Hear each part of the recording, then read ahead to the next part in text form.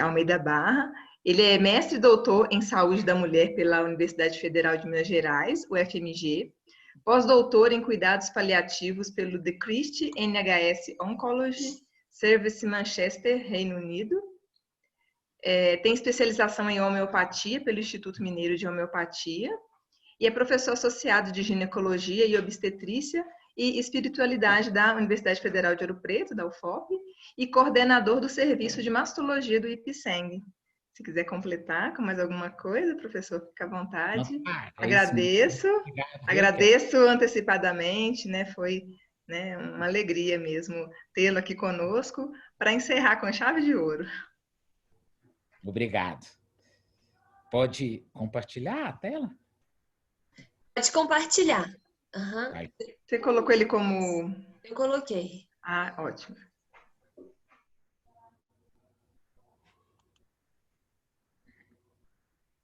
Desliga os microfones, né, gente? Aqui. O som tá legal?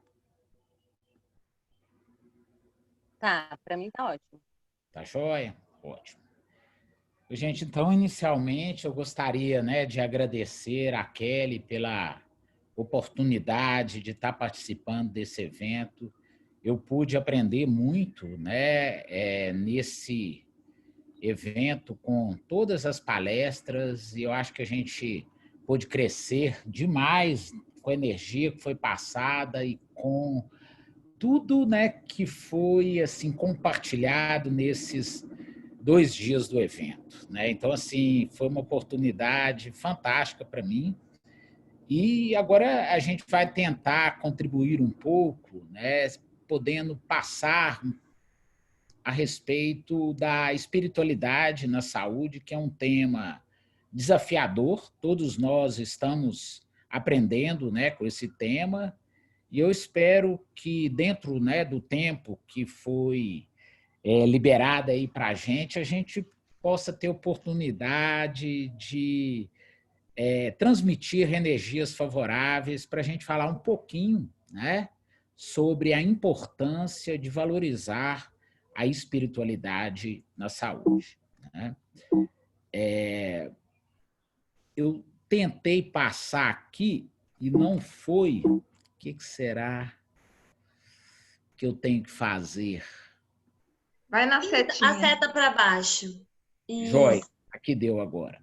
Então, o que seria espiritualidade? Qual seria o conceito? A gente vê isso, né, nas teorias hoje que assim traz para a gente um conceito bem amplo.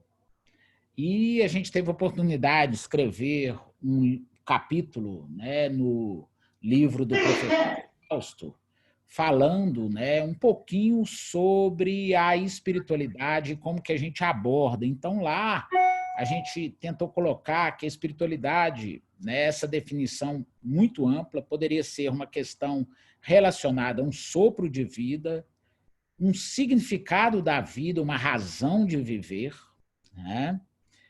E não está limitado a práticas religiosas. Então, existe uma diferença da religiosidade para a espiritualidade e que depois, né, na discussão, a gente pode até comentar um pouco disso, mas parece que isso hoje está bem, né, assim, claro, né, da diferença que existe entre essas duas coisas.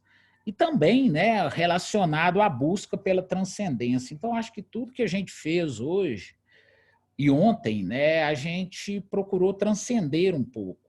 E na hora que a Isabela fez a proposta, né, da gente dançar, eu até abri o meu vídeo um tempo e assim, eu sou um terror em dança, mas que eu acho que naquele momento ali a gente estava conseguindo transcender um pouco. Isso também cai dentro do conceito de espiritualidade.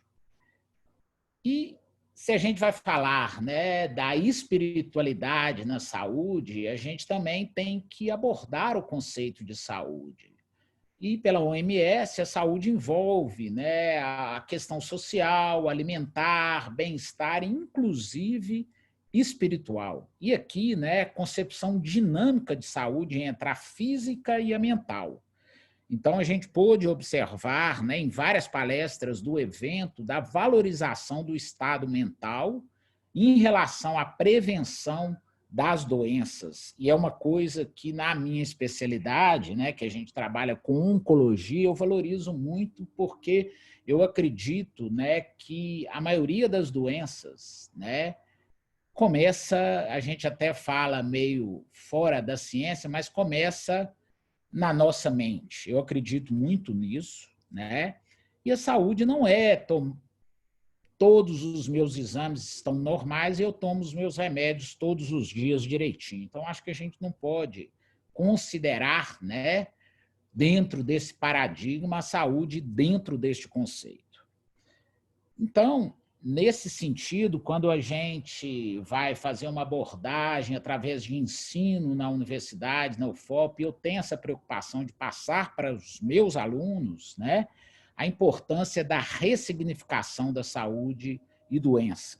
Então, a gente tem que preencher essa lacuna e a gente pode, com isso, né, criar um espaço para o adoecido se apoiar, né, tentando colocá-lo como principal agente de transformação. Não somente os exames e os remédios, mas o estilo de vida e o próprio, né, paciente, ele tem que tomar as atitudes para ele conseguir melhorar a sua condição de saúde.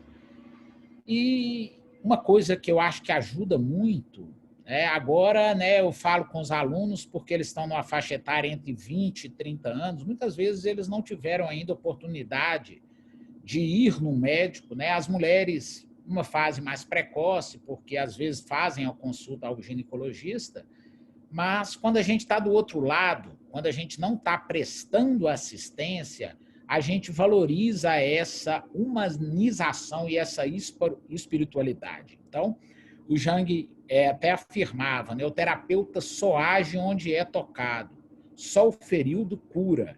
E a Sônia, que é uma psicóloga, que infelizmente ela faleceu em 2016, ela falava isso claramente, que é justamente a nossa dor que possibilita podermos alcançar a dimensão da dor alheia. Então, isso é muito importante da gente estar valorizando. Então, historicamente, né, se a gente vai tentar colocar um pouco da importância da espiritualidade na assistência, a gente vai fazer um histórico rápido aqui, né, no século V, Hipócrates. Né, tinha-se uma visão global do paciente, a doença era um distúrbio da energia vital do organismo, a espiritualidade era valorizada. Galeno acreditava que a doença era uma perturbação independente dos órgãos, um desequilíbrio local, a teoria dos humores e a espiritualidade não era valorizada. Já no século XIV, Paracelso acreditava, né, que a doença seria uma perturbação imaterial dos veículos dinâmicos, valorizando a questão do equilíbrio da energia vital e a espiritualidade era valorizada. No século XVIII, né, que a grande atuação do Samuel Hahnemann na homeopatia, acreditando que a saúde é um estado de harmonia da mente e corpo, a espiritualidade foi valorizada, e no século 19 e 20 veio o materialismo científico, a medicina flexeriana, a especialização tomou lugar, um maior valor na tecnologia e a medicalização foi a maior forte atuação em relação à saúde e a espiritualidade não foi valorizada. Diante disso, no nosso século atual, né, com o avanço, né, da tecnologia e o aumento da sobrevida da maioria da população, aumentou-se a longevidade, cronificou-se o comportamento e a complexidade das enfermidades. Uma sociedade hoje chafurdada em drogas lícitas e ilícitas e, muitas vezes, né, eu acho que neste evento aqui a gente tem que ponderar que a gente tem que tentar ampliar isso, as práticas integrativas, porque a gente tem que mostrar para a população, talvez por uma força maior do poder econômico, a gente precisa ampliar a valorização dessas práticas integrativas. Então, com isso, com essa crise no sistema, a gente viu que a assistência não é capaz de curar o homem em toda a sua totalidade.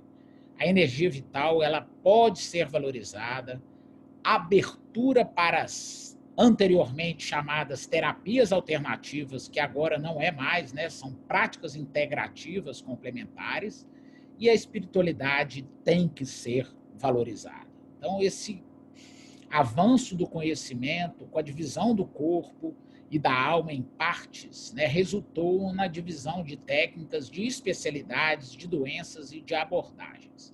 Hoje a gente está vendo, né, uma especialização muito presente na nossa assistência, infelizmente. E eu gosto de colocar nas minhas aulas essa foto do filme do Estranho no Ninho, né, porque eu achava que será que eu sou um estranho, né, por valorizar tanto valor emocional na gênese das doenças. Infelizmente, agora parece que esse campo está sendo aberto muito, né? Muitas vezes os pacientes nos procuram para uma consulta, né, assim, num serviço de saúde, para realizar exame, mas a necessidade dele é outra, né, bem diferente. E quando a gente tem o olhar, né, da troca de energia e essa arte, né, de estar presente, por isso que eu não acredito e peço, né, assim, que Deus me abençoe, que eu não preciso de fazer nunca na minha vida, né, a telemedicina, porque eu acho que a presença é muito importante na assistência. E neste contexto, né, no novo conceito de saúde atual, que a gente vê que a química e a física do corpo estão submetidas a uma regência mental e espiritual, a gente tem que investir em práticas libertadoras de energias curativas. Então, o racionalismo cartesiano, ele tem que ser substituído pela valorização da influência da mente na gênese das doenças.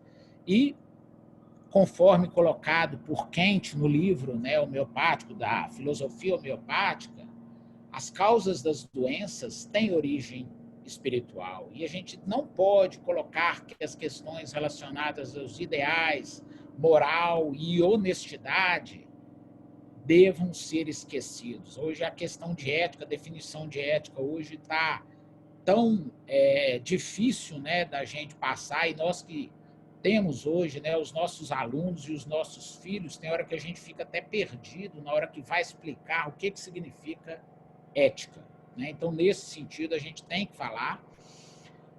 O Kant afirma que o homem consiste naquilo que pensa e naquilo que ama. Mente e corpo não podem estar separados. Então, vou fazer uma colocação aqui da doutora Elizabeth Pinta, é uma médica antroposófica, que ela valoriza muito a questão da individualização da saúde, que é uma coisa que a gente não consegue verificar e achar nos livros, né? Então, a arte da assistência está na individualização. Então, neste contexto, ela separa, né, essas 4 estruturas. Um minutinho, por favor, que eu vou diminuir esse barulho que está aqui fora. Só um minutinho, por favor.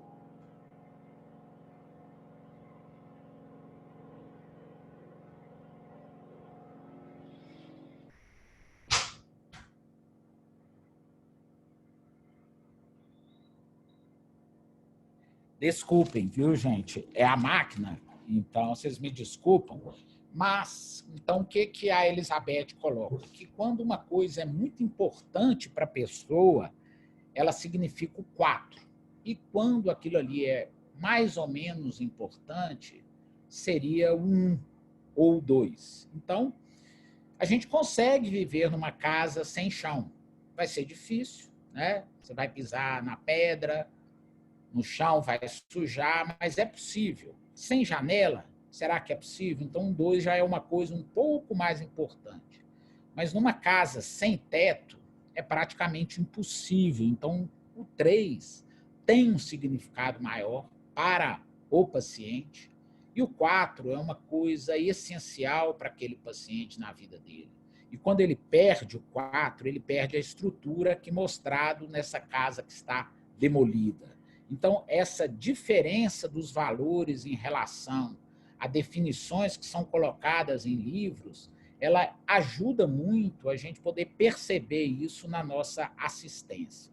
Existem os modelos hoje, né, de assistência tecnocrático, humanístico, biopsicossocial e holístico. No tecnocrático, a gente tem o exame e o remédio como a principal fonte de saúde. No humanístico, biopsicossocial, a gente tem uma responsabilidade compartilhada para buscar a saúde. Tem a ciência e a tecnologia contrabalanceada com o humanismo. E no modelo holístico, que eu acho que as práticas integrativas está inserido, coloca o paciente, né, coloca a participação do paciente como o principal ator para a busca da saúde. Então, acho que isso é importante, né? Tem horas, né, que esse modelo tecnocrático vai ser necessário.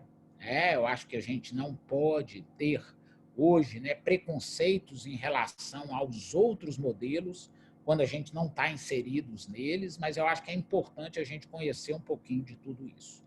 E neste modelo humanístico e biopsicossocial, a gente tem que proporcionar a escuta do paciente em todas as suas dimensões, física, psíquica e social. Quem é esse paciente? De onde ele vem?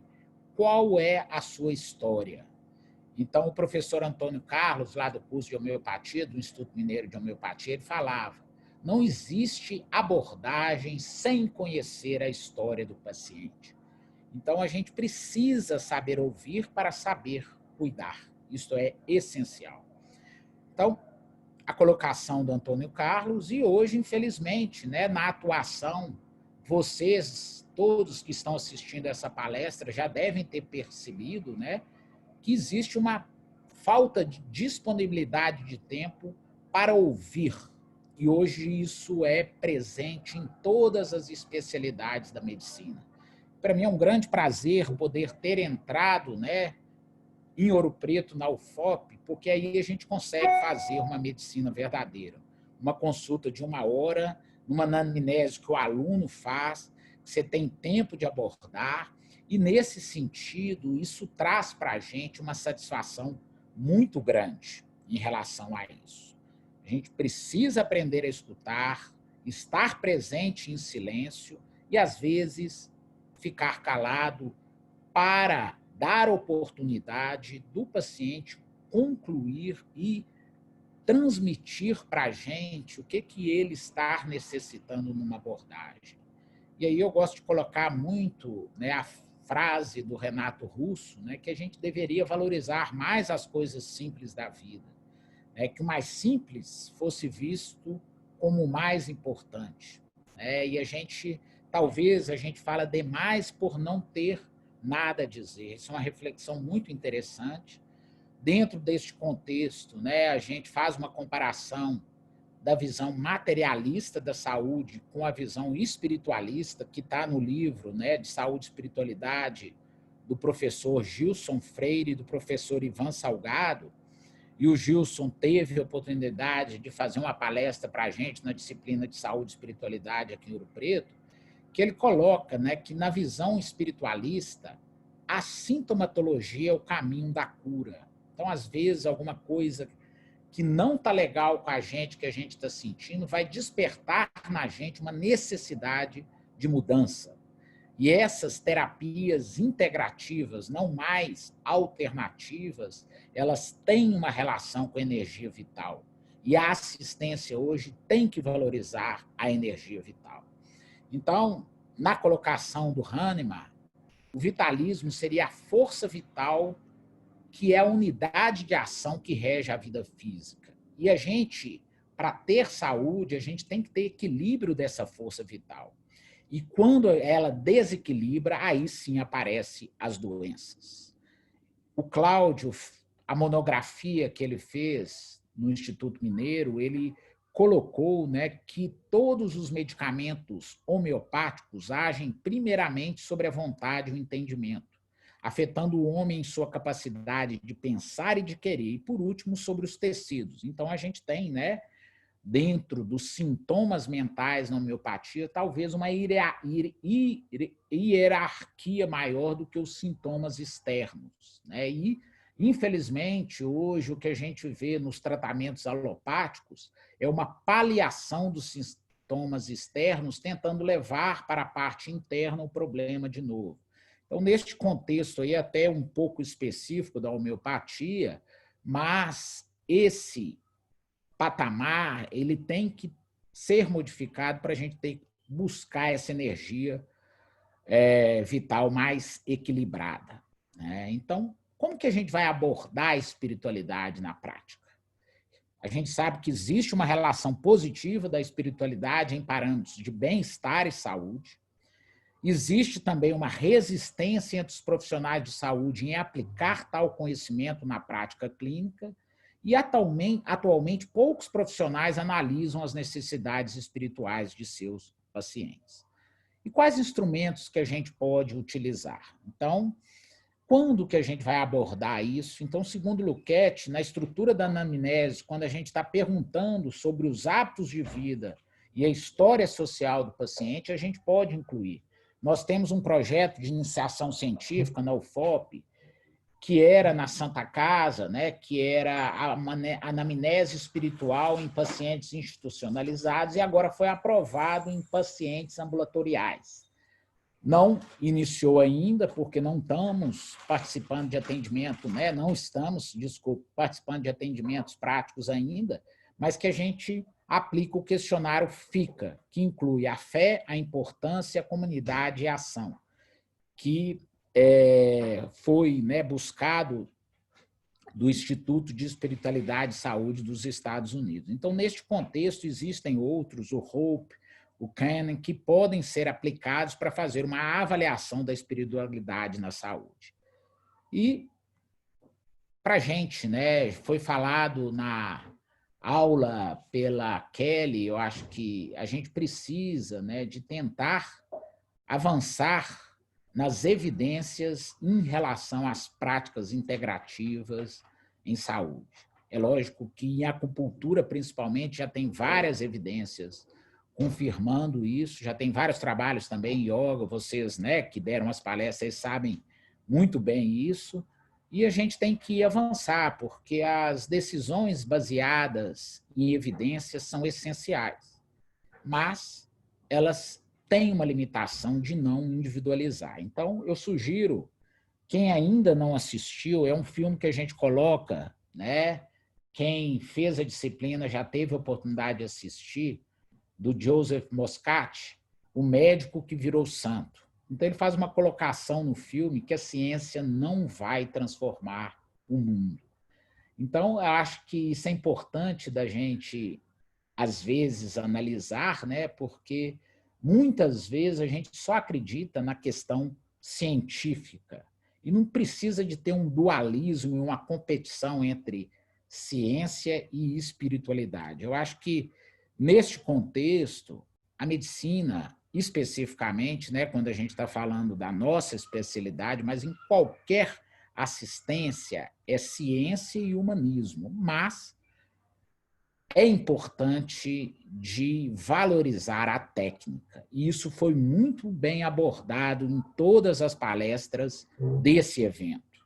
Eu acho que existe uma técnica para você aplicar práticas integrativas que deve ser respeitada.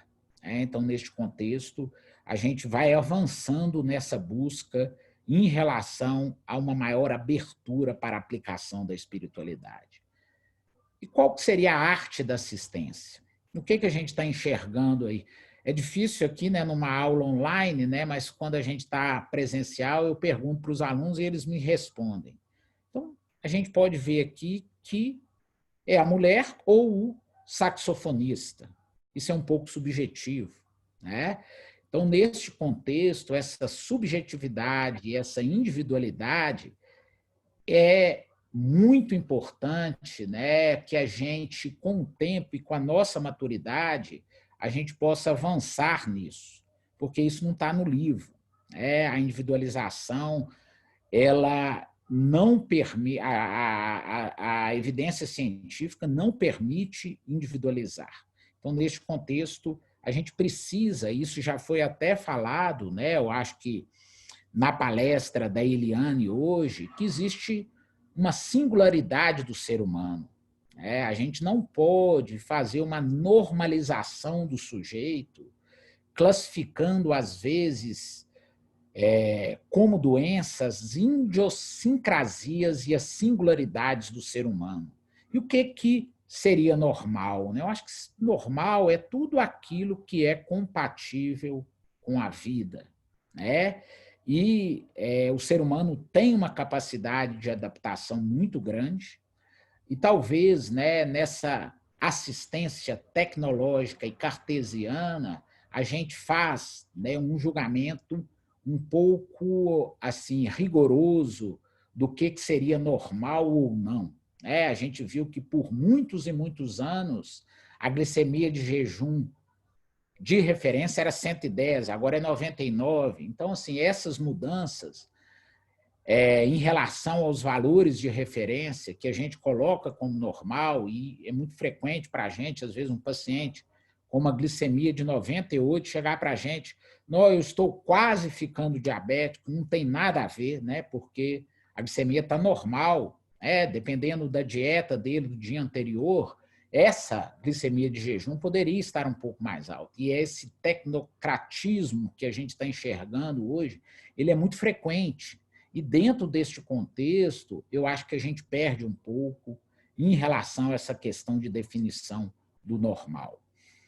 A professora Kerlane Gouveia, que é professora de pediatria da UFOP, ela fez o curso de homeopatia também, e o tema dela foi a reorientação da racionalidade humana para a superação do sujeito, nessa caracterização da individualização. Então, é importante a gente fazer isso, né? E com o tempo que a gente adquire isso. Né? Então, existem alguns questionamentos hoje, né, que eu vou colocar até 2 citações do Hahnemann, que a vida é o mestre supremo, e, em geral, pela experiência e não pela pesquisa científica, que descobrimos suas lições mais profundas.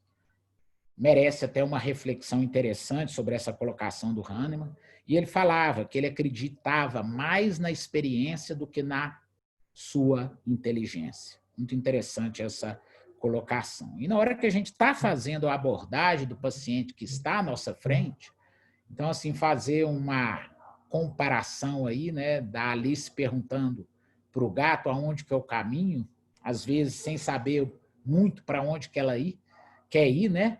Isso é muito frequente, né? Na hora que a gente está fazendo uma abordagem na assistência à saúde, muitas vezes a gente não sabe qual que é, né, o objetivo e o desejo do paciente. E muitas vezes a gente coloca a nossa visão como a mais importante na abordagem. Eu adoro esse slide aí, eu acho que ele, para mim, marca muito, né? Uma coisa que a gente tem que desenvolver com o tempo, que é a arte da assistência, é tentar descobrir qual o caminho que o paciente está querendo seguir. E, para isso, a gente precisa de uma boa comunicação para a gente estabelecer uma confiança na relação terapêutica. E a boa comunicação permite preencher essa lacuna entre a medicina ou a assistência baseada em evidência e a individualização da abordagem. E comunicar bem não significa ser simpático. Isso é muito importante da gente valorizar. E a doutora Filomena, né, famosa Filó, da qual eu tenho uma grande admiração, ela fala que a comunicação não é o que eu falo, é o que o outro entende. Então, a gente tem que individualizar estratégias, né, quando a gente está comunicando com diferentes pessoas, diferentes níveis socioeconômicos, diferentes conhecimentos. Então, isso vai fazer, né, com que a gente possa prestar uma assistência mais adequada. E eu acho que tudo que a gente fala lá na disciplina de saúde e espiritualidade, as teorias, eu acho que a gente tem que tentar colocar em prática. Então, o SUS, sem sombra de dúvida, é o sistema público de saúde mais eficaz do mundo, né? Não tenho dúvida disso, né? E principalmente na sua teoria, e que, infelizmente, né, de uns 10 anos para cá, veio tendo perdas, mas já foi também, na prática, o melhor sistema. A gente teve a oportunidade de ficar em Manchester por um ano, onde a gente fez lá o pós-doutorado. O NHS é um brilhante sistema, mas ele tem que abranger uma população do tamanho de Minas Gerais, que é bem diferente da população do Brasil. Então, eu acho que a gente tem que, foi falado, né? A gente tem que continuar plantando a semente e eu acho que a gente tem que continuar lutando para voltar a essa assistência feita pelo SUS, que já foi, né, em um tempo recente, muito eficaz. Tivemos algumas perdas, mas a gente tem que continuar lutando para isso, que não fique só na teoria de um brilhante sistema de saúde, mas que volte a ser eficaz na prática também. E para isso, né, eu acho que todos vocês que estão assistindo essa palestra hoje, né, eu acho que vocês gostam do que faz, né? Eu falo isso muito com os meus alunos, né? A gente tem que ter prazer no nosso trabalho. Então, com isso, a gente consegue melhores resultados e, nesse contexto, é um grande erro, né, do ser humano tentar arrancar da cabeça aquilo que não sai do coração. Então, isso vai na alma, vai no coração, e eu acho que, nesse sentido aí, a gente espiritualmente vai estar mais conectado energeticamente e os nossos resultados vão ser melhores. Então, assim, só para tentar reforçar essa colocação do prazer no trabalho, né, eu tive um professor na faculdade, um famoso professor, né, professor titular da UFMG, e ele falava que para fazer obstetrícia a gente precisa somente, naquela época não tinha o sonar que tem hoje, né, de um estetoscópio de pinar e de um aparelho de pressão e de um estetoscópio, mais nada.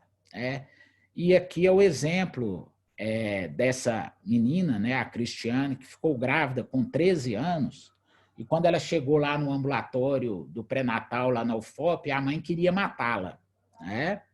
E essa é uma realidade nossa no Brasil.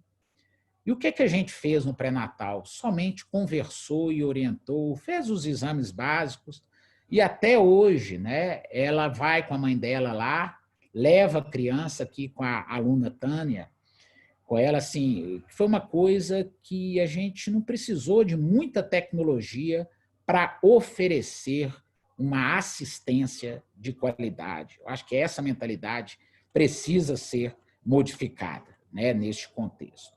E hoje, né, na hora que a gente está fazendo uma orientação dos nossos pacientes, a gente precisa de passar a importância de um bom estilo de vida relacionado à alimentação e aqui à atividade física. E qual que é a resposta mais frequente, né? A Ana Silvia, que é fisioterapeuta lá no Ipseng, eu vi que ela está participando aqui, assistindo a palestra, e ela está desenvolvendo o projeto dela de doutorado lá, um ensaio clínico randomizado em pacientes que estão fazendo quimioterapia antes da cirurgia. Ela randomiza aquelas que recebem orientação da atividade física regular e aquelas que não recebem, para ver a resposta, e também a gente está aplicando questionários de qualidade de vida. Então, é um trabalho brilhante, e na hora que a gente vai tentar passar para o paciente essa importância, tem que ser diferente. Tem pacientes, às vezes, que já estão numa sintonia. Essa é a parte da consulta que eu valorizo mais, a questão do estilo de vida, né? E aí foi falado também, eu não me lembro especificamente em qual palestra, sobre a coragem, né? E a gente tem que transmitir essa coragem para o paciente. E, assim, não adianta, né, a gente, nesse contexto aí, falar rápido, tem que fazer, a gente tem que explicar qual atividade física, quanto tempo, porque isso vai trazer uma repercussão, e não tem dúvida hoje, né? A principal causa de de mortalidade são as doenças cardiovasculares.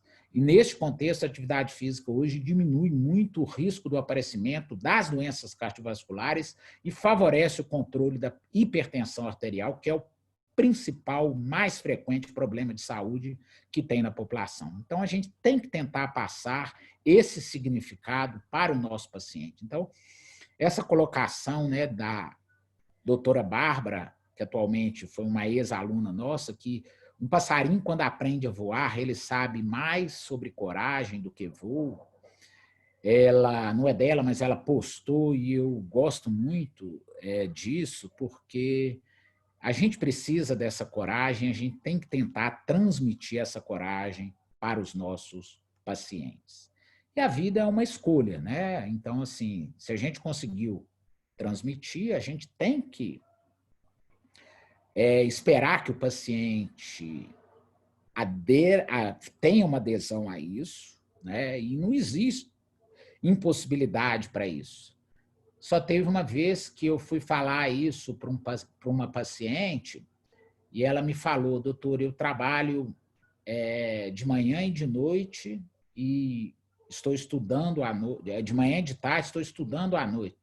Aí eu falei, realmente fica difícil, porque a maior resposta é a falta de tempo. Nesse caso, ela não tinha realmente tempo, mas é uma minoria dos pacientes que, né, não tem realmente tempo para ter um bom estilo de vida.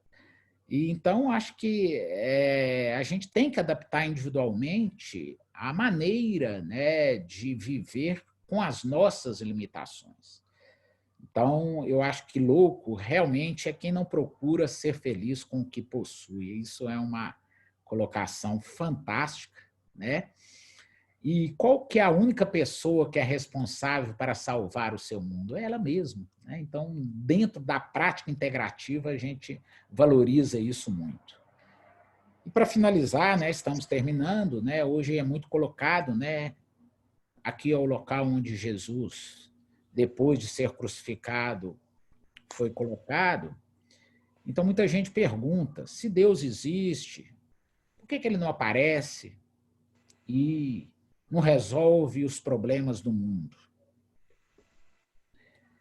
Então, fica esse questionamento, né? Eu acho que por que tem tanta miséria humana e tanta dificuldade? Mas ele deu para a gente também o livre-arbítrio, né? Para a gente poder ir, né? E ser livre para fazer a nossa escolha. Então, esse livro da Madre Teresa, assim, ele transformou minha vida. Então, onde existe amor, existe Deus. Eu leio umas 2 páginas dele todos os dias, e ela mostra que é importante na vida a gente ter humildade. E outra coisa, além disso, né, da gente tentar passar uma energia satisfatória para o ser humano que está convivendo com a gente, que está do nosso lado. Então, acho que isso é interessante demais, né? A sabedoria não está no topo de um curso de pós-graduação, ela está no montinho de areia da escola de cada dia. Eu acho que isso é importante. Essa foto aqui são dos meus pais, eu acho que esses valores eles puderam me passar, eu acho que isso é muito importante, talvez a gente não aprenda isso na escola. Aqui está a irmã Aparecida, que atua lá no Lar São Vicente de Paulo, que a gente tem a oportunidade de ter um projeto de extensão lá, e aqui é minha família, minha esposa, a Juliana, o José, a Joana, e minha tia e minha mãe. E a irmã teve a oportunidade de tomar um café com a gente aqui, e ela falou, assim, que eu acho que foi fantástico, né? Que a família é a base da estrutura das pessoas. E eu concordei com ela, porque eu acho que isso a gente tem que estar sempre valorizando, né? E essa colocação da Cora Coralina também tem que ser muito valorizada. O saber a gente aprende com os mestres e com os livros, mas a sabedoria a gente aprende com a vida e com os humildes, valorizando a colocação da Madre Teresa, da humildade, né? Então, a ciência e a espiritualidade não precisa de ser verso, né? Eu acho que tem que estar associada. A ciência honesta, ela aceita outras hipóteses que não sejam materialistas. E o que é a espiritualidade? A espiritualidade seria honrar o nosso dever com o que de mais importante nos foi ensinado, cuidar por inteiro daquele que necessitar. Isso foi colocado pela Marília, aluna da primeira turma, no convite de formatura, e eu acho que isso é interessante, é muito importante da gente valorizar. E talvez, mesmo com pouco tempo na nossa abordagem, quando o paciente entra na nossa sala, se a gente der um sorriso para ele e balançar a mão dele, isso já faz uma grande diferença, muita diferença, né? Então, isso é uma tatuagem que eu tenho, né? Que eu tirei até uma foto da Madre Teresa e colocando, né, o smile aqui. Eu sou apaixonado por esse sorriso. Eu acho que é o que a gente tem que sempre ter na vida, né? A gente tem que buscar cada vez mais sorrir, né? E também, né, na relação terapêutica, estar presente. Então, me desculpem os que gostam muito, né, de atividades online, eu vou ter que aprender, porque eu acho que não tem volta, mas eu prefiro muito mais a atividade presencial, porque eu acho que essa presença faz uma diferença, e a gente é profissional da relação, a gente tem que cultivar essa vigilância para a gente estar à disposição quando relacionando. Então, quando você está fazendo um atendimento, você atende um celular no meio da consulta, se você estiver do outro lado, o que você imaginar? Não, esse profissional não está preocupado com o meu atendimento agora, porque está atendendo um telefone. Eu acho que, assim, espero que eu nunca atenda um telefonema durante a minha consulta. Eu falo isso com os alunos porque a gente tem que estar 100% presente naquilo que a gente está fazendo. E para nós homens, né, eu acho que tem poucos homens aí na plateia, isso fica mais difícil, porque somente as mulheres conseguem fazer duas coisas ao mesmo tempo. Isso aí é uma coisa que eu já tentei, né, mas não tem jeito. E agora, né, finalizando mesmo, a assistência, a gente tem que valorizar a equipe multidisciplinar. Eu acho que essa colocação aqui ela é fantástica, né? Não adianta ter mestrado ou doutorado e não cumprimentar o porteiro quando você chega no lugar. Eu acho que todos têm a mesma importância. Isso, felizmente, eu pude aprender com os meus pais, com a minha família, que todo ser humano, independente da sua atividade, é igual. Isso foi falado na palestra mais cedo hoje, isso a gente tem que valorizar.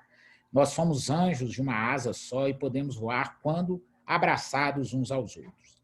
E neste contexto, né, aí que eu gostaria de fazer, né, aqui um elogio à Elisa, que está assistindo, né, a palestra aqui, que é uma enfermeira que trabalhou com a gente lá no IPSENG por vários anos, fazendo o acolhimento das pacientes com o diagnóstico do câncer de mama, que é a nossa área de atuação, e também a Ana Silvia, né, que eu acho que neste contexto aí ambas, né, assim, tiveram uma participação muito importante que a gente, quando a gente está falando em equipe multidisciplinar, eu acho que a gente tem que avançar muito, infelizmente. A gente tem uma dificuldade, né, nós, médicos, de trabalhar em equipe disciplinar. Eu falo muito que talvez ele possa perceber isso lá. A gente precisa de ser mais humilde para fazer esse tipo de abordagem, porque todos os profissionais têm um papel importantíssimo. Quando a gente está falando em câncer, a gente tem que aprender a cuidar, né? Não só tratar e curar. Infelizmente, na formação profissional nossa, a gente não aprende muito isso, né? A gente aprende muito a tratar, né, e tentar curar. E o sofrimento não é um problema que requer uma solução e uma resposta. Eu acho que ele é um mistério que requer uma presença. Então, quando a gente está abordando pacientes oncológicas, a gente tem que evoluir nisso aí, né? E os resultados insatisfatórios, eles vão acontecer, né? Mas quando o paciente estabelecer uma relação de confiança com você, isso facilita muito. A finitude hoje é um aspecto da natureza humana que tem desafiado a gente, né, ao longo dos milênios, estando a morte relegada a um lugar desconhecido e imaginável, principalmente na nossa cultura ocidental. Então, neste contexto, Eu também recomendo, quem não teve a oportunidade ainda de ler esse livro da Ana Cláudia Quintana Arantes, A Morte é um Dia que Vale a Pena Viver, porque você que não é da área de saúde, perdoe aos médicos, pois eles não aprenderam a conversar sobre morte na faculdade. Isso é real, infelizmente. Então, a gente tem que tentar avançar isso. A gente está vivendo, né, uma das maiores fases de ateísmo da história, não porque a gente está negando a espiritualidade, mas sim porque a gente está indiferente em acreditar em alguma coisa além do materialismo. Eu espero que todos vocês estejam enxergando aqui o rosto de Jesus, né? E aqui uma colocação, né, que eu acho muito interessante, né, que deve existir algum lugar em que o mais forte não consiga escravizar. Eu acredito muito nisso, né? A fé, a gente não tem a definição de Deus, mas a gente tem que buscar fazer coisas boas para o nosso semelhante, porque alguma coisa vai vir. E também, né, na realidade nossa, eu atuando como ginecologista, a gente pode perceber isso claramente, né, essa colocação do Caetano, um lugar que a tigresa possa mais do que o leão. Então, acho que isso é uma coisa que a gente tem que tentar avançar na nossa disciplina, né, de saúde e espiritualidade, que tem mais ou menos 5 anos, que a gente iniciou as atividades aqui em Ouro Preto, na UFOP, eu, a Gabriela, o Gustavo e o Mauro, e atualmente a Samanta, a gente aborda muito práticas integrativas e a gente tenta passar para os alunos a importância da humanização na abordagem da assistência. E eu tenho a oportunidade de estar aprendendo muito com essa disciplina. Agora, para finalizar mesmo, eu acho que eu passei um pouquinho do tempo, mas agora está terminando mesmo, eu queria colocar o seguinte, né, que a saúde, a gente já falou, né, que envolve todas essas questões aqui, né, relações sociais, família, trabalho. Então, eu acho que a gente tem que ponderar algumas colocações espirituais, essa primeira do Chico, né, que eu realmente que eu realimente sempre a vontade de ajudar as pessoas, mesmo sabendo que muitas delas são incapazes de ver, sentir, entender ou utilizar essa ajuda. A da Madre Teresa, não devemos permitir que alguém se afaste de nós sem sentir melhor. Essa aqui eu acho brilhante, né? Eu não acredito em Deus, mas eu sinto uma alegria muito grande em ajudar o meu próximo. Então, eu acho que ele está sendo espiritual e está praticando a espiritualidade mesmo não acreditando em Deus. Essa do Gandhi, que é fantástica, né? Que o amor é a força mais sutil do mundo. Existem vários caminhos para o amor, né? Eu acho que é uma definição até difícil da gente colocar aqui e para a gente buscar sempre, né, o que a gente teve aqui nesses 2 dias, a paz, né? E Jesus colocou isso, né, que a paz esteja contigo, a gente tem que estar sempre buscando isso. E quando a gente tenta fazer uma interação com outras práticas, né, tecnológicas que estão fechadas para as práticas integrativas, a gente tem que tentar uma harmonia, né? Essa colocação de Jesus para o Judas, ela é muito interessante, né? E também, né, quando a prostituta, o pessoal queria jogar pedra na prostituta, aí Jesus falou, quem não tiver pecado, que atire a primeira pedra, e todo mundo se afastou. Então, eu acho que quando a gente julga, talvez a gente faça o mesmo, né? Então, eu acho que a gente tem que tentar conciliar as atividades de práticas integrativas com a medicina tecnológica, tentando assim, individualizar qual o momento que esta ou aquela prática vai ser mais apropriada. Então, o Deus que eu acredito não condena o prazer, né? O Deus que eu acredito é um Deus simples, que não precisa estar distante. Ele compreende as diferenças e aceita as minhas fraquezas. Então, eu acho que era isso, né, que a gente tinha para passar para vocês, assim, foi fantástico essa oportunidade de participar desse evento e que a gente consiga, né, manter a paz e que a gente consiga investir no ser humano numa busca aí, né, de melhoras de tudo na nossa vida. Eu acho que era isso que a gente queria dividir. Muito obrigado pela atenção de vocês.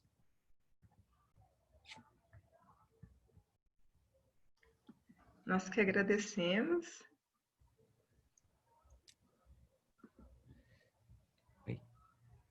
É só... Aí você... Stop share. Stop share?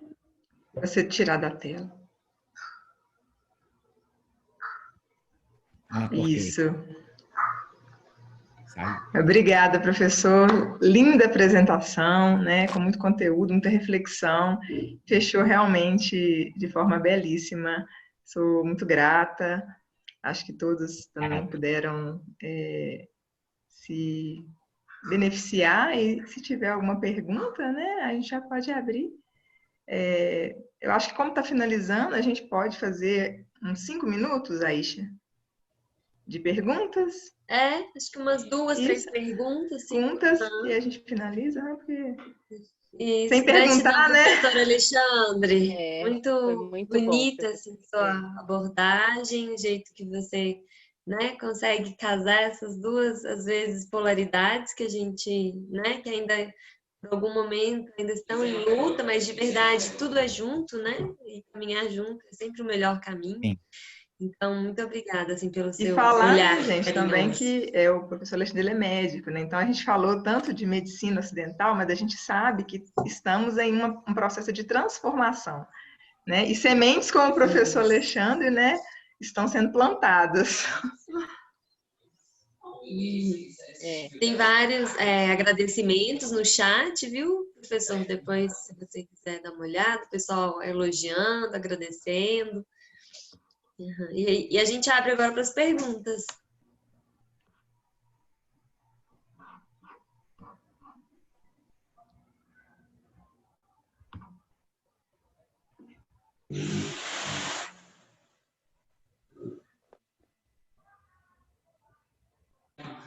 Ou vai perguntar? Ninguém vai perguntar, não? Sim, estava aguardando a sequência. Boa noite, satisfação, professor, encontrá-lo aqui online, né? Mesmo que rapidinho. Parabéns, eu acho que está todo mundo com o coração, a alma alimentada. Aqui é aí da acupuntura, a mente, coração, o corpo, tudo como uma coisa só. Coração, que maravilha tê-lo, assim, satisfação mesmo, imensa. E falando desse lugar de quem trabalha na atuação na oncologia, né?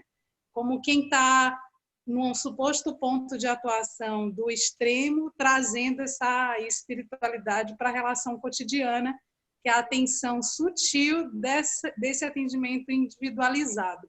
Acho que a minha fala é muito para parabenizar.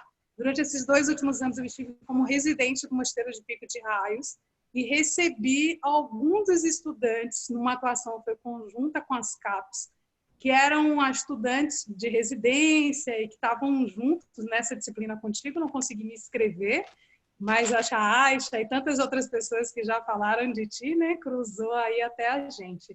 Então, do lugar que eu falei durante um tempo, como quem estive como residente em um espaço religioso, mas para a gente entender a diferença mesmo de que espiritualidade é uma coisa, a prática ritualística religiosa era outra.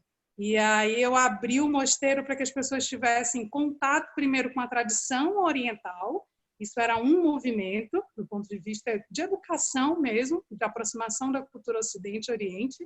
E um outro movimento era abrir usando um conceito de respiração consciente para quem tivesse interesse. E aí foi um trabalho que foi feito acolhendo várias escolas públicas aí de Ouro Preto e Mariana, mais no ano letivo de 2019, né? Esse ano ficou só online. Então, uma pergunta para ti, professor, na prática, como que essa anamnese, você poderia pontuar para a gente, que são muitos profissionais de outras áreas aqui, alguns que já têm uma anamnese com essa abordagem mais humanista, mais detalhada, mais prolongada, como é o caso de quem é acupunturista ou quem já está na homeopatia e tal. Mas quais sugestões você poderia deixar para a gente de detalhamento de uma anamnese que tivesse essa abordagem mais próxima ao histórico desse indivíduo, né? Às vezes parece tão geral a gente falar as questões socioeconômicas e a gente está no meio de uma pandemia. Qual que seria essa indicação que você dá para a gente de uma anamnese que transite aí numa condição de um tempo de atendimento de ser mais acolhedor, para falar de acolhimento com esse paciente, né? É isso, super gratidão, toda a paz para a gente, sintam-se todos abraçados, eu já concluo por aqui as minhas saudações e parabenizações pelo simpósio e pelo evento, que bom que aconteceu. Até. Obrigado, Roseli, pelas colocações. Eu acho que no contexto aí, né, assim, a gente estava utilizando o questionário FICA, que pergunta, né, para o paciente se ele tem alguma fé, alguma coisa, né, que o ajuda no dia a dia para enfrentar as dificuldades, né, a importância dessa ação na vida dele. O C seria se ele participa de alguma comunidade religiosa, porque mesmo a gente separando a espiritualidade da religiosidade, já existem evidências científicas hoje mostrando que aquelas pessoas que estão vinculadas a uma religiosidade normalmente têm um estilo de vida mais saudável. Eu acho que na parte da psiquiatria isso é muito forte, na parte, né, assim, da questão de drogas, a gente vê uma maior associação de falta de religiosidade e de espiritualidade invertida com maior abuso de drogas, tanto drogas lícitas como ilícitas. E dessa questão, e como que ela pode agir na vida do paciente. Então, é lógico que a gente tem que ter bom senso nessa abordagem, porque o paciente tem que ter liberdade, né, para expor isso, e a maioria deles tem, né? Então, acho que isso tem que partir dos profissionais de saúde para mudar um pouco essa estrutura, né, de avaliação da saúde dos pacientes.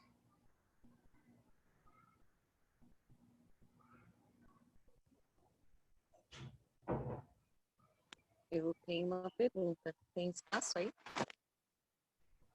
Tem? Tem? Pode falar? Tem, vai falar. Então, professora, obrigada. Eu acho que foi bem uma finalização de chave de ouro aí, né, dentro das nossas intenções, para a gente ver um pouco como que a academia também está vendo isso e como que os médicos têm se posicionado, né, enquanto capacitação. O que eu queria saber é, dentro dessas perspectivas de extensão, tem alguma que inclui a homeopatia? Boa noite, Eliana. Assim, que eu saiba, na medicina, não. Eu não sei se em no outro curso tenha, né? Assim, o que foi tentado, que eu fiquei sabendo, né, que foi até há mais tempo, que tentou-se criar uma disciplina eletiva de homeopatia no curso de medicina, mas que não evoluiu, né? Então, no momento, eu acho que não tem, tá? Se tiver, eu não estou ciente, certo? Em relação a isso. Então na escola ainda não, né? Na Não. escola de medicina. Não tem na medicina. Escola de farmácia. Os alunos estão fazendo essa da farmácia. É letiva. Em 2015 eu tive uns alunos da medicina fazendo homeopatia. Lá na farmácia. Na farmácia, como eletiva. Mas aí ela eu era não é professora substituta e tudo. Agora eu não sei se ainda tem, né? Sim. Não é ofertada sempre, mas acho que ainda tem. Tem? Porque teve Mas aí a questão é que ela estava mais no processo de produção, não estava muito nos conceitos de embasamento teórico, dessa filosofia, porque eu acho que a filosofia Nada a tem ver que com a vir junto. clínica, né? Não, Sim, mas é a parte de técnica mesmo, sabe? É, Então, eu acho que fugia um pouco do objetivo, que seria também essa da questão medicina, né? Da filosófica. medicina, sim. Uhum. A Muito Bruna bem, obrigada. a Bruna gostaria de perguntar. Bruna Miranda. Tem duas A Brunas? Não sei Bruna, se... mas não é aquela Bruna.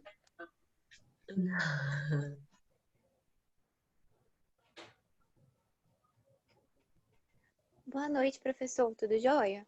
boa noite, tudo jóia. E você, Bruno? Eu gostaria de. Eu tô bem. Eu gostaria de saber uma questão, porque você disse que para cuidar a gente precisa de saber ouvir o paciente, fazer essa anamnese, assim, perguntando sobre essas questões de fé, importância, comunidade, ação, para descobrir o caminho que esse paciente quer chegar.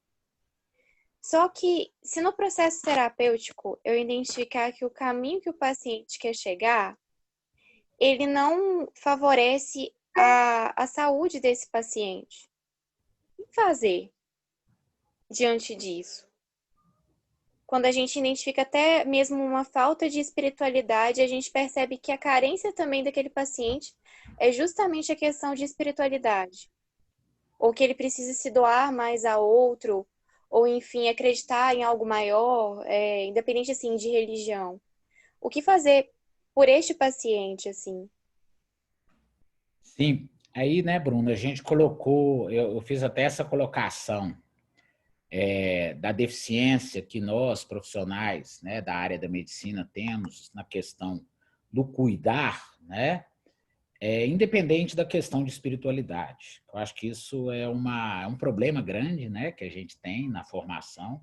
Além disso, né, porque eu acho que o cuidar não está associado, né, aos resultados, né, ao curar ou tratar. Né? Então, eu tinha até uma professora que falava muito que a grande parte, às vezes, de alguns alunos não queriam fazer residência de oncologia ou de mastologia porque isso está associado à perda, à morte. Né? E eu acho que todo mundo encara na nossa sociedade ocidental a morte sempre como uma perda. Eu, particularmente, não considero, né? Mas é muito fácil a gente falar quando a gente não está envolvido na perda de uma pessoa próxima, de uma pessoa que a gente gosta muito. Né? Então, acho que é uma mentalidade, um paradigma que tem que ser modificado. Então, isso vai depender muito, né? Eu acho que da sua visão em relação à questão da espiritualidade, mas eu acho que em muitas situações, né, da nossa área de atuação, a gente vai ter que respeitar e aceitar que muitas vezes os nossos pacientes têm uma visão diferente da nossa, né? E a gente não vai querer modificar essa visão dele, né? A gente pode até despertar nele uma tentativa de adotar uma postura que possa ajudar ele a ter, né, uma atitude que vai melhorar a saúde dele. Certo? Cabe mais uma? Certo, obrigada. Tem mais alguém? Eu Tocar? queria Mais completar uma? a fala do professor.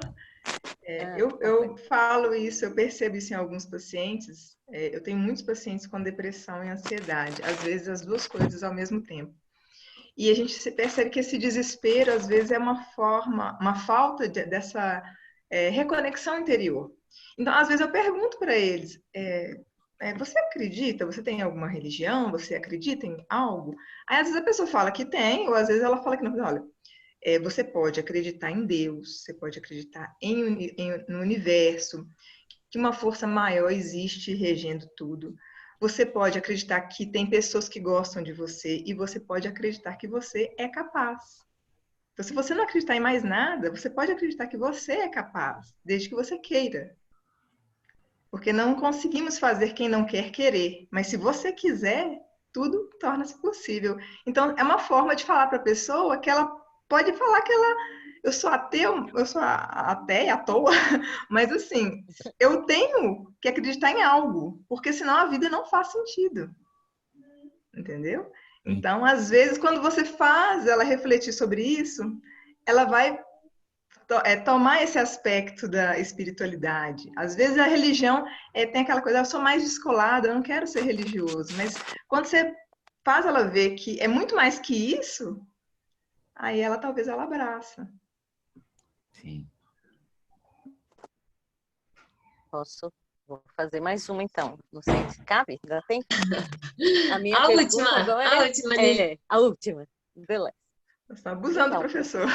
me fala uma coisa, então. Dentro dessa perspectiva da oncologia e tendo essa experiência toda que você tem, principalmente com a homeopatia, você já conseguiu ou consegue trabalhar essa integração, né? Essa complementaridade? Eu tenho uma paciente que está fazendo o tratamento oncológico e você consegue fazer uso da homeopatia para fortalecer essa paciente, para ajudar na resposta, em algum caso assim que você possa contar para a gente? Eliana, eu até estava conversando antes de iniciar a palestra, né, com eu acho, não sei se eu estou falando seu nome certo, é Aisha ou Aisha? Hã? Aisha. Aisha, viu? Eu Todo estava mundo conversando pergunta. com a Aisha antes de iniciar a palestra, que infelizmente, né, eu não tenho oportunidade de aplicar isso na nossa prática na oncologia, né? E tem os casos, às vezes, que eu pergunto para o paciente se ele acredita na prática, eu sempre pergunto. Quando ele acredita, eu encaminho lá para o instituto. Quando o paciente tem condição, às vezes, de fazer uma abordagem, uma consulta particular, tem os professores lá que têm o consultório, e quando não tem, existe um serviço lá do Instituto Mineiro de Homeopatia que faz atendimento sem ônus, né? Então, acho que isso é importante. Eu acho que existe uma dificuldade da minha parte, né? Eu acho que até é culpa minha de ter um aprendizado em cima disso, porque eu acho, né, a escolha do medicamento uma coisa difícil, né? Assim, não é fácil, né? Eu acho que a homeopatia, ela talvez, né, alguns resultados que não são satisfatórios seriam devido à escolha do medicamento não correto. Então, eu só vou falar aqui rapidinho, viu, Aisha, em 2 minutos, a experiência que eu tive com uma colega, né? A Isabela, ela teve câncer de mama e ela me procurou, ela fez a mastectomia, ela teve diagnóstico com 32 anos de idade, ela era médica da família, o marido dela também médico da família, né? E durante o tratamento ela tinha um pânico de morrer, de deixar a filha dela, que na ocasião tinha 4 anos de idade, né? E assim, eu perguntei para ela se ela acreditava em prática integrativa, ela falou que teria muito interesse em conhecer, então ela foi no Antônio Carlos, teve a consulta com ele, e no tratamento, durante o tratamento, ela me falava que se ela curasse, ela ia ser homeopata, que ela ficou fascinada, ela leu os livros, né, não tanto matéria médica, mas do Organon, todos os livros de homeopatia, ela ficou assim encantada com o processo. E depois, no final, eu tive a oportunidade de encontrá-la na enfermaria do Hospital Luxemburgo com metástase pulmonar, e ela me falou isso, eu até tenho hora que me emociono de passar isso, que ela estava morrendo tranquila. Materialmente ela estava péssima, mas eu acho que o tratamento homeopático para ela fez diferença em termos de energia vital, de tudo. E isso foi uma coisa que me marcou, né? Assim, profundamente, que eu acho que hoje, dentro dessa teoria materialista, a gente não valoriza tanto isso, né? E assim, isso foi fantástico para mim. Mesmo próximo à morte, que ela não tinha medo de deixar a filha dela, porque ela sabia que o marido ia cuidar, então ela mudou completamente, né, a visão em relação aos problemas que ela tinha anteriormente, e talvez isso tenha sido um sucesso do tratamento homeopático que ela recebeu. Então, acho que a gente teria que avançar nisso aí, né? Eu particularmente, eu tive, na minha formação em homeopatia, A gente estudava num pronto-socorro homeopático lá em São Paulo. E era impressionante, porque chegava um paciente infartando e os médicos... Eu sou farmacêutica, então eu estava ali só no aprendizado, e se precisasse de medicamento, a gente acompanhava quem era da farmácia, que eu ainda era estudante até, fazendo essa especialização. E incrível, a gente não acreditava que o médico-chefe do pronto-socorro homeopático conseguia fazer isso. Mas ele fazia isso dentro de uma cartela, né, de um conjunto de pacientes que ele conhecia e que ele já avaliava há muito tempo. Então, foi uma coisa que me marcou muito. Isso já tem mais de 30 anos, né? E a modalidade pronto-socorro homeopática, ela praticamente não existe no Brasil. Então, foi um experimento, assim, de mais de 30 anos atrás, e que fazia isso, assim, lindamente, sabe? Era chocante até. Eu falava assim, eu não acredito que eles vão conseguir fazer. E eles realmente eram muito capacitados, assim, muito estudiosos. São pessoas que foram para a Alemanha pegar o órgão, o original do Hahnemann, para fazer uma tradução, porque eles achavam que a que tinha naquela época não era fidedigna. Depois, para os escritos menores, eles pegaram a doutrina e fizeram uma tradução do grupo. Isso, né, fez uma diferença muito grande assim, na minha formação. E eu vejo que faz uma falta, né? Agora, na oncologia faz, pelo menos uma arnica, no pré e pós-operatório, né? São coisas mais fáceis, que o cirurgião plástico também faz, né? O uso. Aí é tranquilo, mas eu entendo que você já pegar a pessoa com um quadro instalado é mais complicado. Mas adorei, tá? Adorei. Eu acho assim, fico feliz de ver isso tudo avançando, né? Ter essa perspectiva, a gente vê que a humanização é cada vez mais a bandeira, né, que rege essa formação na área da medicina. Também estou muito feliz.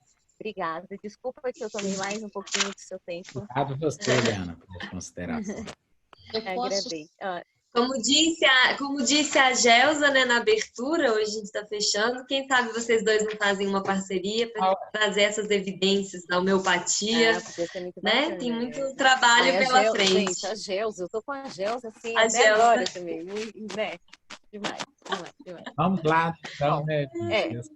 As sementes estão sendo plantadas, né? Sim. Posso só falar uma coisinha?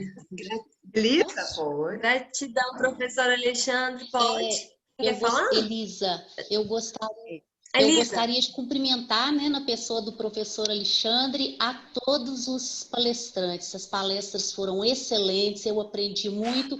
Eu gostaria, né, de falar isso aqui porque eu acho que eu sou a única de fora da universidade.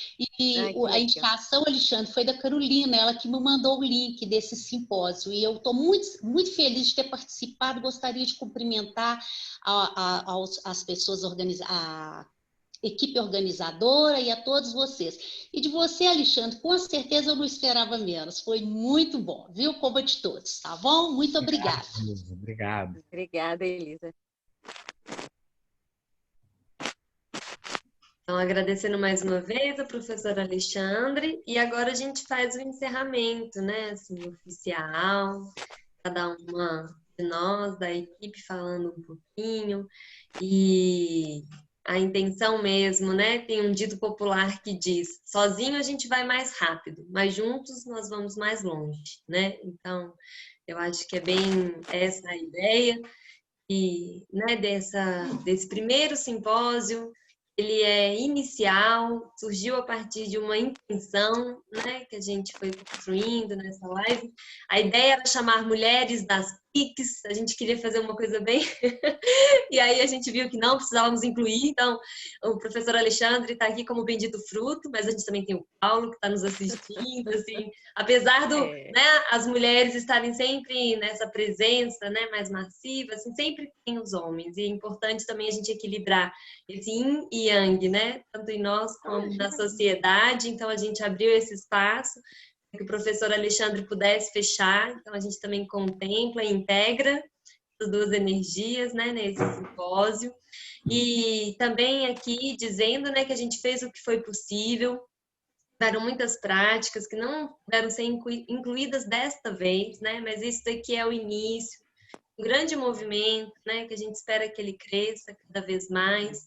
Quem sabe para o ano que vem a gente consiga colocar 4 dias, consigamos colocar oficinas. Então, a gente fez com o que foi possível, né, tentando contemplar algumas das práticas da região, da nossa região, tanto aqui Ouro Preto quanto Mariana, a Eliane e Sandy é de Mariana. Então, a gente sabe que ficou de fora, né? São muitas práticas, mas pouquinho a pouquinho a gente vai conseguindo criar as redes de apoio, né? Pessoas aqui da região que queiram participar, que possam participar e que, quem sabe, ano que vem a gente consiga fazer presencial, né? Que com certeza é diferente. Mas o espaço virtual, ele também abre uma possibilidade de expandir, né? Para quem também não está aqui, ou para quem não tem essa disponibilidade de se locomover. Então, talvez, pensando, eu acho que daqui para frente a humanidade vai se adaptar ao novo local, vai ser um pouco presencial em parte, né? Online mesmo.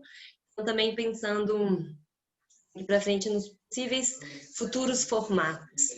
E agradecer imensamente assim, a Lili, minha parceira, a Kelly, minha parceira, a todas as meninas da palestra, né? A Isa, a Eliane, a Lívia, a Gelsa, todos que estiveram presentes. Foi lindo, foi um trabalho, né? Assim, a gente não sabia que ia ser tão...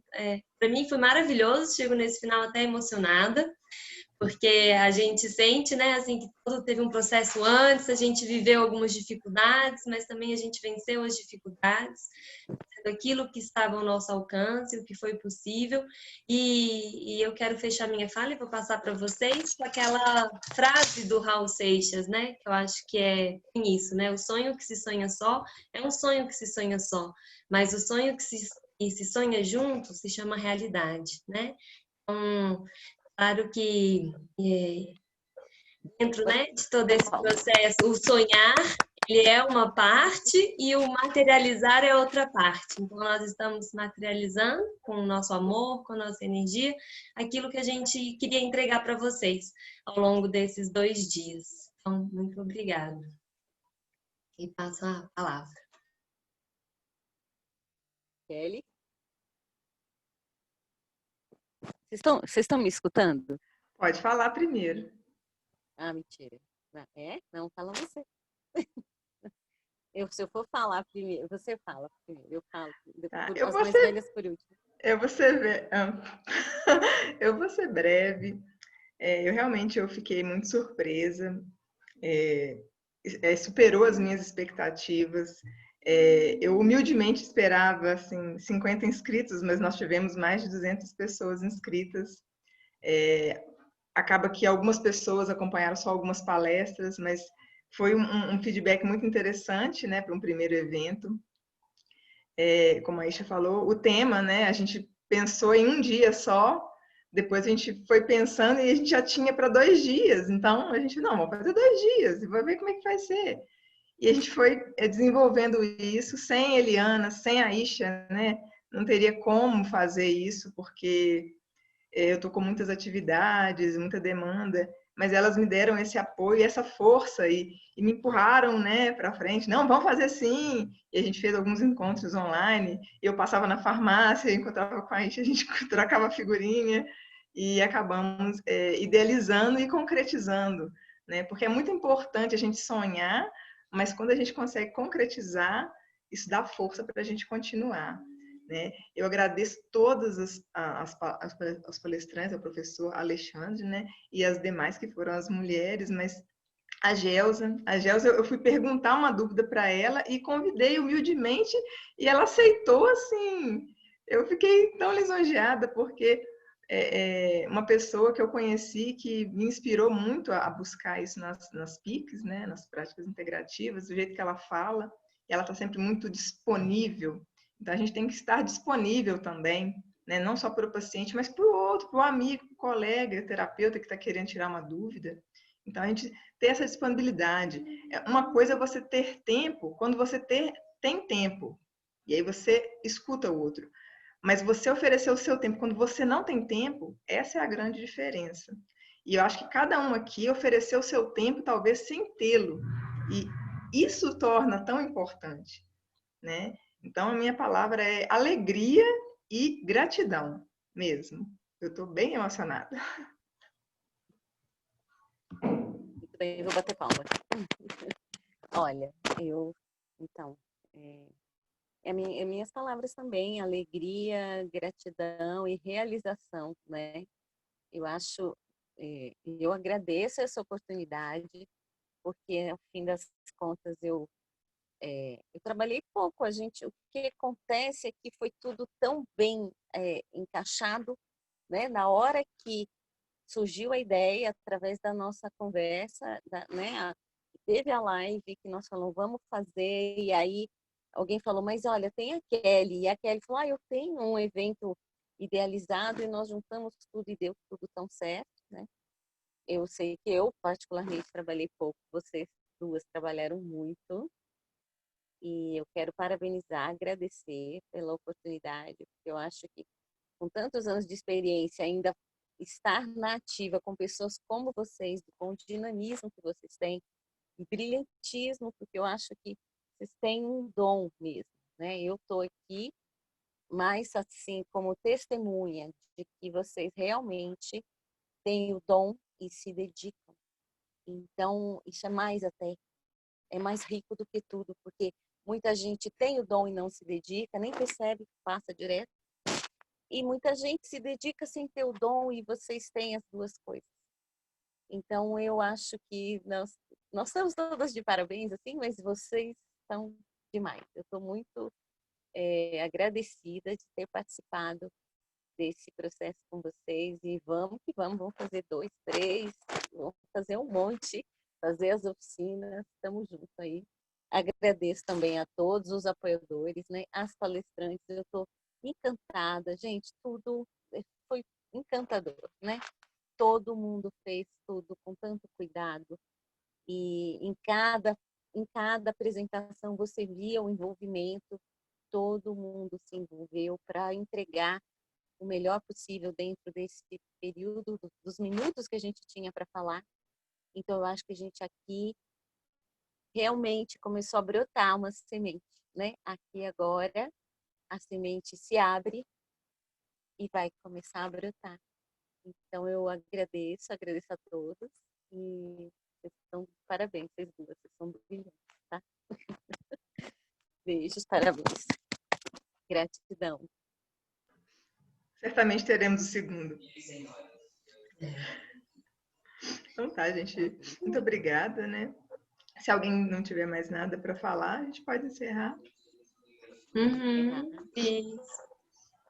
Obrigada, querida. Já vai dar um beijo. Então é isso mesmo. Eu vi, a Eliane está aqui também no finalzinho, a Isa. Se vocês quiserem falar alguma coisinha, meninas, fiquem à vontade, o espaço também é de vocês, né? Todas estamos juntas. A ideia sempre foi fazer junto, estar junto, né? Fechar juntas. Então, esse processo do coletivo mesmo é o que a gente acredita, né? A gente não acredita nesse trabalho que existe uma parte que é sozinho, porque é de cada uma de nós, né? Mas juntas nós somos mais fortes. Então, fica aí a fala também, se vocês quiserem. A Isa está agradecendo, então tá bom. A gente encerra por hoje, esse sábado. Esse dia, né, tão proveitoso que foi o simpósio. A gente vai enviar as gravações para vocês, para todos os inscritos, a gente vai enviar o link. E, né, vocês fiquem com as palestras para poder assistir mais vezes, para poder compartilhar.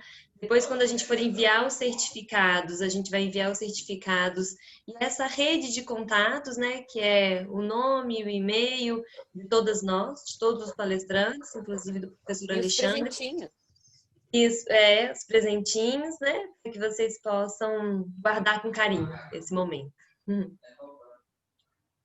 Então é isso. Eliane também agradecendo. Então é isso, pessoal. Boa noite. Bom descanso para todos. Né? Vamos mandar os certificados e os presentinhos. Isso. Então é isso. Boa noite. Beijo. Muito bom.